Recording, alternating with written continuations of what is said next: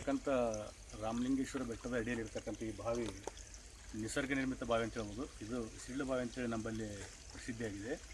ಈ ಬಾವಿಯಲ್ಲಿ ಏನಪ್ಪ ಅಂತಂದ್ರೆ ಇತ್ತ ನೀರು ಯಾವಾಗಲೂ ಬಚ್ಚಿದ ಉದಾಹರಣೆಗಳಿಲ್ಲ. ಬೇಸಿಗೆ ಕಾಲದಲ್ಲಿ ಕೂಡ ಈ ನೀರು ಸಂಪೂರ್ಣ ತುಂಬಿರ್ತದೆ ಬಾವಿ ತುಂಬ.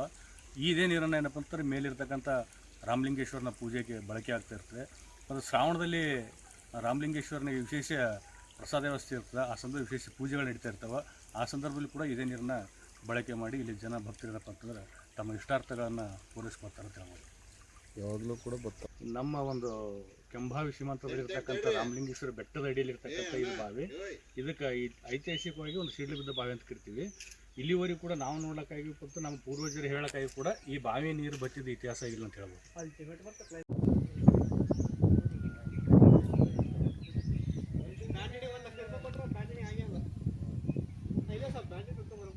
ಹೌದು, ಅದೇ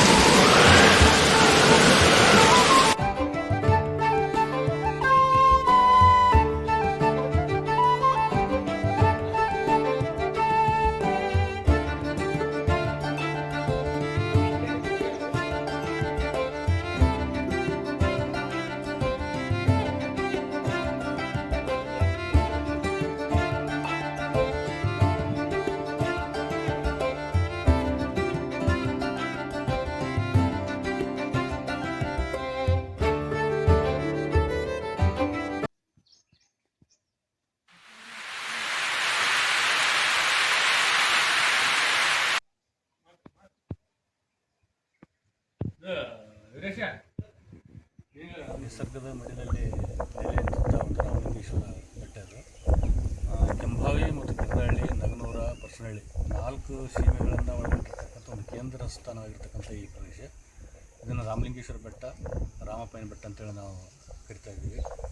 ಈ ರಾಮಲಿಂಗೇಶ್ವರ ಬೆಟ್ಟದ ವಿಶೇಷ ಏನಂತಂತಂದರೆ, ರಾಮ ವನವಾಸ ಸಂದರ್ಭದಲ್ಲಿ ಈ ತಾಣಕ್ಕೆ ಬಂದಿದ್ದಂತ ಆ ಸಂದರ್ಭದಲ್ಲಿ ಏನಪ್ಪ ಅಂತಂದ್ರೆ ಈಶ್ವರನ ಪೂಜೆ ಮಾಡುವ ಸಮಯದಲ್ಲಿ ಶ್ರೀರಾಮನೇ ರಾಮಲಿಂಗನ ಒಂದು ಲಿಂಗ ಸ್ಥಾಪನೆ ಮಾಡಿದ ಅಂತಕ್ಕಂಥ ಒಂದು ಪ್ರತೀತಿ ಇದೆ. ಇದೇ ರೀತಿ ಏನಪ್ಪ ಅಂತ ವನವಾಸ ಸಂದರ್ಭದಲ್ಲಿ ನಾಡಿನಾದ್ಯಂತ ಶ್ರೀರಾಮಚಂದ್ರ ವನವಾಸ ಸಂದರ್ಭದಲ್ಲಿ ತಾನು ಇಳ್ಕೊಂಡಂಥ ಸ್ಥಳಗಳಲ್ಲಿ ಶಿವನ ಒಂದು ಲಿಂಗ ಸ್ಥಾಪನೆ ಮಾಡ್ತಾರೆ. ಇವೆಲ್ಲವೂ ರಾಮಲಿಂಗೇಶ್ವರ ಬೆಟ್ಟ ಅಂತ ಕರೀತಾರೆ. ಅದೇ ರೀತಿ ಕೂಡ ನಮ್ಮ ಕೆಂಭಾವಿ ಸೀಮಾಂತರದಲ್ಲಿರ್ತಕ್ಕಂಥ ಒಂದು ನಿಸರ್ಗರಮ್ಯ ಸ್ಥಳದಲ್ಲಿ ರಾಮಲಿಂಗನ ಒಂದು ಬೆಟ್ಟ ರಾಮನಿಂದ ಸ್ಥಾಪನೆ ಆಗಿರ್ತಕ್ಕಂಥ ಅಂತ ಹೇಳಿ ಪೌರಾಣಿಕ ಹಿನ್ನೆಲೆ ಅಂತ ಹೇಳ್ಬೋದು. ಸರ್ ನಿಮ್ಮದೇನೋ ಹೊಡ್ಕೊಳಕತ್ತಾರೆ.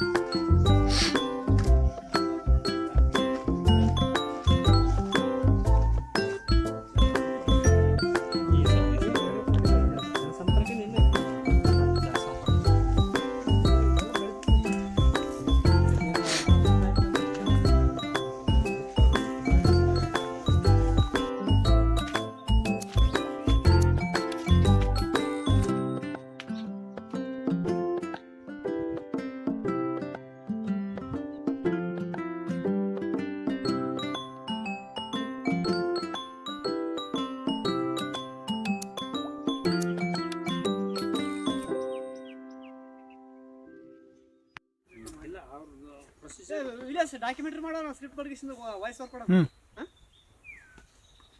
ಡಾಕ್ಯುಮೆಂಟ್ರಿ ಮಾಡಿ ವಾಯ್ಸ್ ಓವರ್ ಕೊಡ್ತೀನಿ ಸರ್ ಹಂಗಿದ್ರೆ ಸ್ಟುಡಿಯೋ ಮಾಡತ್ರ ಅಲ್ಲೇ ವಾಯ್ಸ್ ಓವರ್ ಕೊಡೋ ನಮ್ದು ಸ್ಟುಡಿಯೋ ಅದು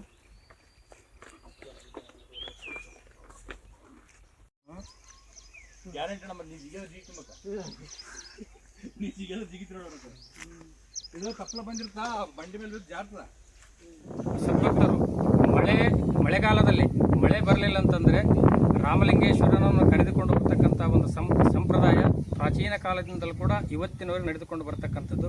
ಇಂಥ ಒಂದು ಐತಿಹಾಸಿಕ ಹಿನ್ನೆಲೆ ಹೊಂದಿರತಕ್ಕಂಥ ಬೆಟ್ಟ ನಾವು ಪರಿಸರ ಉಳಿಸಿ ಬೆಳೆಸಿ ಅಂತಕ್ಕಂಥ ಒಂದು ಜಾಗೃತ ಕಾರ್ಯಕ್ರಮವನ್ನು ಕೂಡ ನಮ್ಮ ಸರ್ಕಾರಗಳು ಆಚರಿಸಿಕೊಂಡು ಬರ್ತಕ್ಕಂಥ ನಿಟ್ಟಿನಲ್ಲಿ ಇವತ್ತು ಜಿಲ್ಲಾಡಳಿತ ಆಗಿರ್ಬೋದು, ಪ್ರವಾಸೋದ್ಯಮ ಇಲಾಖೆ ಆಗಿರ್ಬೋದು, ಸ್ಥಳೀಯ ಚುನಾಯಿತ ಪ್ರತಿನಿಧಿಗಳಾಗಿರ್ಬೋದು, ಇತ್ತ ಕಡೆ ಗಮನ ಹರಿಸಿದರೆ ನಮ್ಮ ಪರಿಸರವೂ ಉಳಿಯುತ್ತದೆ, ನಮ್ಮ ಕಾಡು ಉಳಿಯುತ್ತದೆ, ನಮ್ಮ ನಾಡು ಉಳಿಯುತ್ತದೆ. ಈ ಒಂದು ಪ್ರದೇಶ ಇನ್ನಷ್ಟು ಐತಿಹಾಸಿಕತೆಯಿಂದ ಹೆಚ್ಚಿನ ಒಂದು ಮೆರಗನ್ನು ತಂದುಕೊಡ್ತಕ್ಕಂಥ ನಿಟ್ಟಿನಲ್ಲಿ ನಗನೂರು, ಪರ್ಸನಹಳ್ಳಿ, ಕಿರದಳ್ಳಿ, ಕೆಂಬಾವಿಯ ಸದ್ಭಕ್ತರ ಒಂದು ಆಸೆಗೆ ಕೂಡ ಮತ್ತಷ್ಟು ಪುಷ್ಟಿ ನೀಡಿದಂತಾಗುತ್ತದೆ. ಅದಕ್ಕಾಗಿ ಇತ್ತ ಕಡೆ ಜಿಲ್ಲಾಡಳಿತ, ಪ್ರವಾಸೋದ್ಯಮ ಇಲಾಖೆ ಗಮನ ಹರಿಸುವುದು ಸೂಕ್ತ ಅಂತಕ್ಕಂಥ ಒಂದು ನಿಟ್ಟಿನಲ್ಲಿ. ಯಾಕಂತಂದರೆ ನಾವು ಕೇವಲ ಶಾಲಾ ಕಾಲೇಜುಗಳಲ್ಲಿ ಮಾತ್ರ ಪರಿಸರದ ಬಗ್ಗೆ ಕಾರ್ಯಕ್ರಮಗಳ ಆಯೋಜನೆ ಮಾಡ್ತೇವೆ.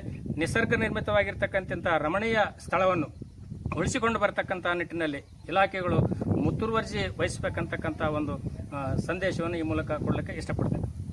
ಓಕೆ ಸರ್, ತಮ್ಮ ಹೆಸರು sir? Doctor Venkanagouda, police Patil.